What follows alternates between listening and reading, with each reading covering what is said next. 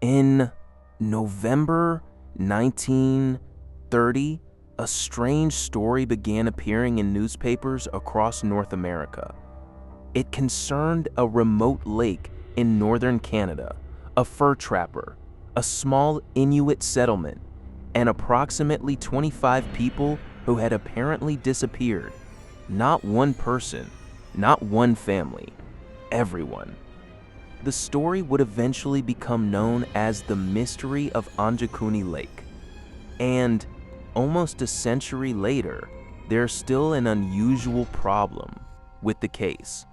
Because while newspapers reported that an entire settlement had vanished, Canadian authorities would later say that the disappearance never happened. The story begins with a man named Joe Labelle. According to the account published in 1930, Labelle was a fur trapper traveling through the remote Canadian wilderness near Angikuni Lake. The area was isolated. Settlements were separated by enormous distances. Communication was limited, and travelers moving through the region often depended on small camps and communities for food, shelter, and information.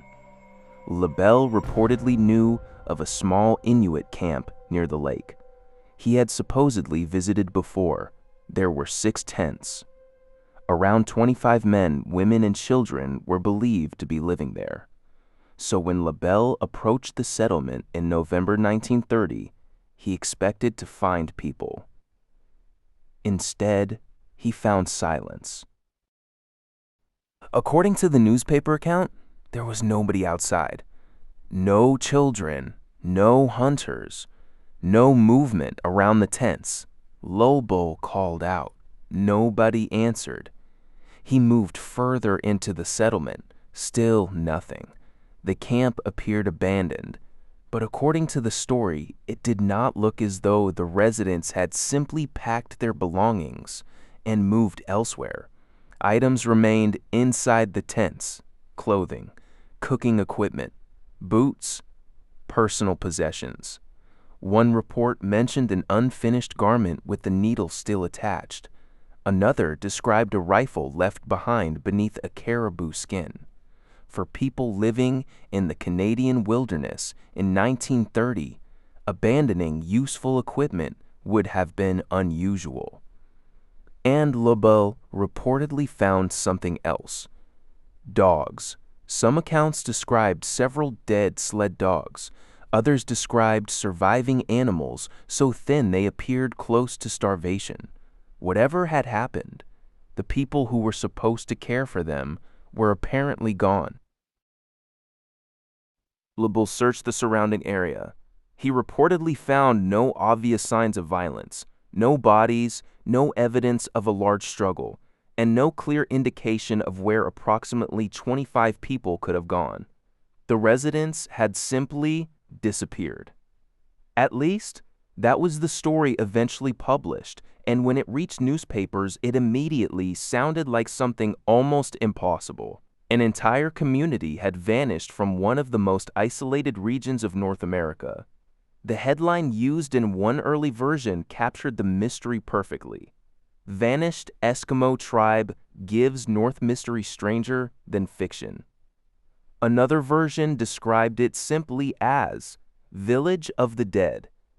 And that was only the beginning. As the story was repeated over the following decades, new details began appearing. Some versions claimed that meals had been left unfinished. Food was supposedly still hanging over extinguished fires. Weapons had been abandoned. Kayaks remained near the water. Then came an even more disturbing claim. The graves, according to later versions of the story, Labelle discovered that graves near the settlement had been opened. The bodies were gone, but the stones surrounding the graves supposedly remained largely undisturbed. If true, it would have been extremely difficult to explain. Then another detail appeared. Several witnesses traveling through the region supposedly reported strange lights in the sky around the time of the disappearance. Some descriptions claimed a large glowing object had moved toward Angikuni Lake before disappearing. And suddenly, the mystery was no longer simply about missing people. It became connected to something else: UFOs.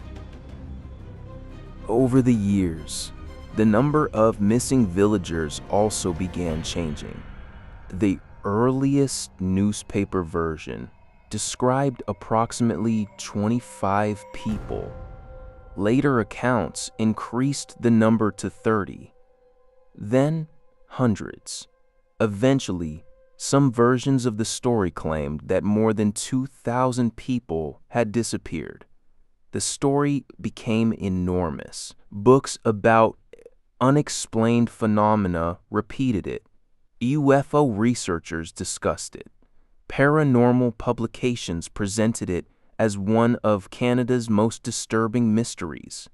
The basic story remained the same. A trapper arrives at a settlement. Everything is still there. The people are gone. The dogs are dead. The graves are empty. Strange lights were seen overhead, and no one ever finds the villagers. There was only one problem. When researchers began looking for the official investigation, they couldn't find it. The Royal Canadian Mounted Police should have had records. If approximately 25 people had disappeared from an Inuit settlement, authorities would presumably have investigated. There should have been reports, names, search records, correspondence, something. Instead, the RCMP's position was remarkably different from the legend, according to records connected to inquiries about the story. Sergeant J. Nelson of the RCMP investigated the claims in early 1931. His conclusion was direct. He could find no foundation for this story. That statement changes the entire case, because now there were two completely different versions of what happened. The newspaper said a community disappeared. The police said there was no evidence that it happened at all. Nelson examined some of the details surrounding the original report, and he found problems. One concerned Joe Labelle himself. The newspaper presented Labelle as an experienced trapper, familiar with the area and the people living there. But according to Nelson, Labelle had obtained his first trapping license that same season. That raised an obvious question. If Labelle had only recently begun trapping there, how familiar could he actually have been with this remote settlement? There was another problem. A photograph associated with reporting on the story supposedly showed the people or community connected to the disappearance. Investigators determined that the photograph was much older. It dated to approximately 1909. More than 20 years before the alleged disappearance, it had nothing to do with the events, and Nelson reportedly described the journalist responsible for the story, Emmett E. Keller, as someone known for colorful reporting. The mystery was beginning to change. Maybe the question wasn't where the villagers had gone. Maybe the question was whether the villagers had disappeared at all. But then we encounter another strange detail. For years, skeptics suggested that the entire Angikuni story had originated much later. A 1959 book called Stranger Than Science, written by Frank Edwards, helped popularize the mystery. Because of that, some researchers believed Edwards may have created or heavily embellished the entire story. Except he didn't create the original report. A newspaper article from 1930 actually exists. The story had been printed almost 3 decades before Edwards' book. On November 27, 1930, the Danville Bee in Virginia carried Emmett E. Kellar's account. Other newspapers also circulated versions of the story around the same period. So something unusual had happened, not necessarily at Angikuni Lake, but in the historical record. Someone was telling this story in 1930. The question is why?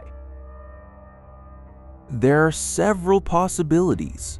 The simplest is that Kelleher exaggerated a much less mysterious event. Inuit communities in the region were not necessarily permanent settlements in the modern sense. People moved. They followed hunting opportunities and seasonal conditions.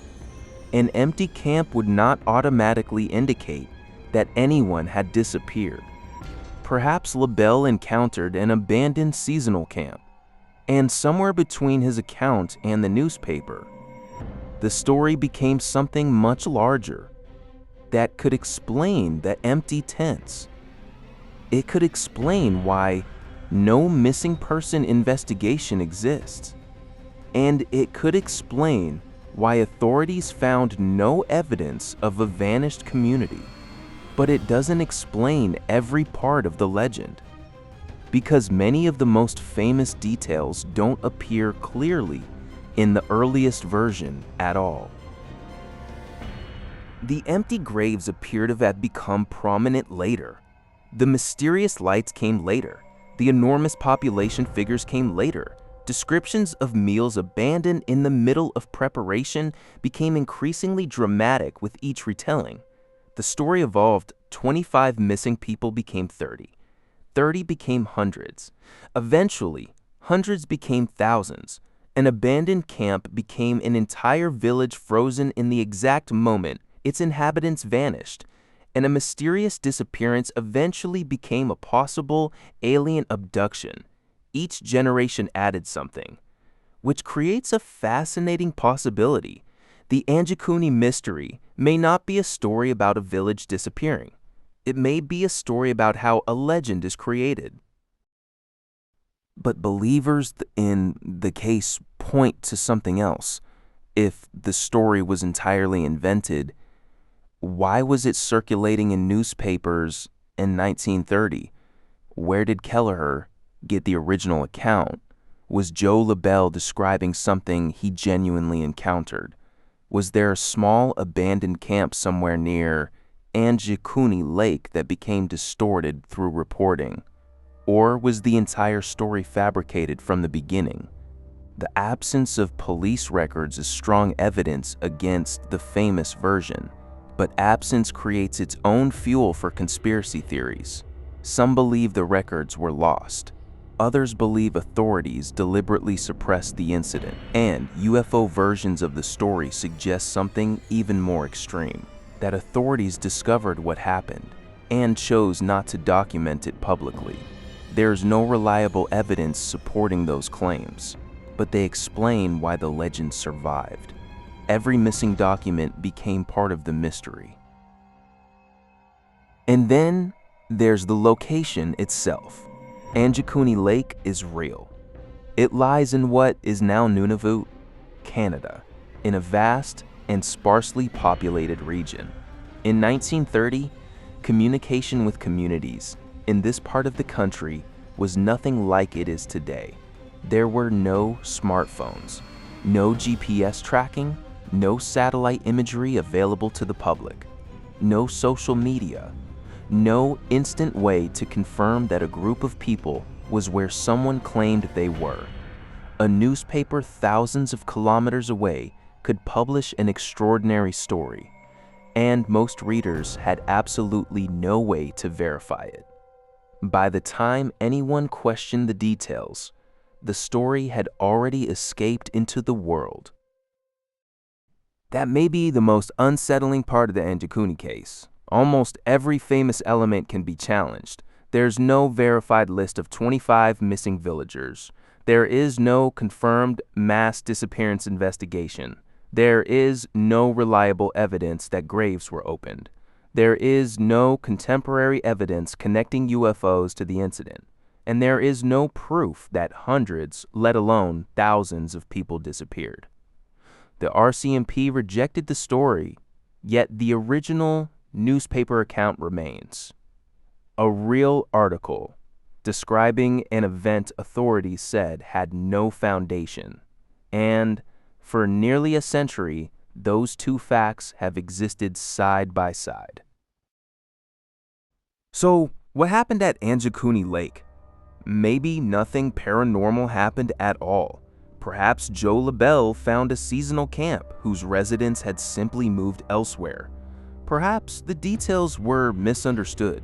Perhaps Kelleher transformed a mundane event into a newspaper mystery, and decades of writers transformed that mystery into a legend. Or perhaps there was some genuine event behind the original report.